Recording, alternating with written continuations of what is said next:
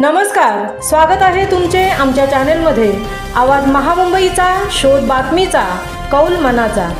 चला तर मग आमचे चॅनल शेअर करा, लाईक करा आणि सबस्क्राइब करा। धन्यवाद। पेण नगरपालिका निवडणुकीत युवा पर्वाचे युवा शिलेदार अभिराज कडू बिनविरोध विजयी नगरसेवक।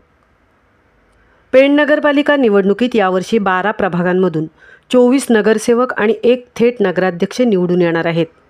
यंदाच्या निवडणुकीत भाजप राष्ट्रवादी महायुती एकत्र येत असताना शिवसेना शिंदे गट स्वतंत्र लढत आहे।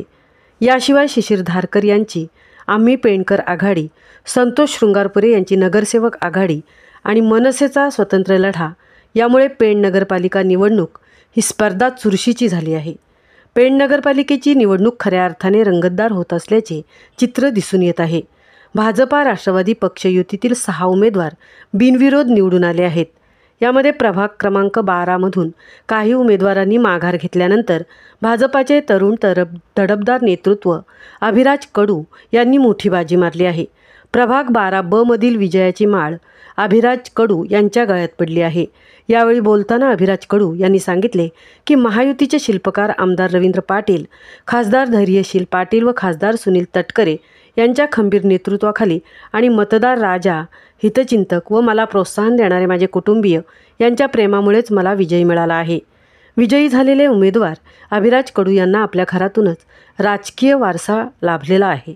त्यांच्या घराण्याचा राजकीय वारसा पाहता पेण नगरपालिकेत चिंचपाडा विभाग 1985 साली सामील करून घेतल्यानंतर पहिल्यांदाच अभिराजचे वडील रमेश कडू नगरसेवक म्हणून निवडून आले।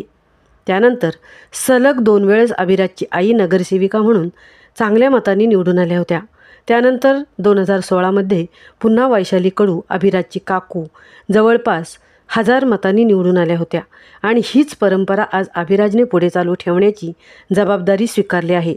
अभिराजच्या काकू वैशाली कडू माजी उपनगराध्यक्षा यांनी केलेल्या आजपर्यंतच्या कामाच्या जोरावर राजकारणापेक्षा समाजकारण, त्यामुळे त्यांना मिळालेला लोकांचा मोठा पाठिंबा आणि जनता जनार्दनाचा आशीर्वाद, त्यामुळे त्यांच्या विजयाची सगळ्या पेणकरांना खात्री होती।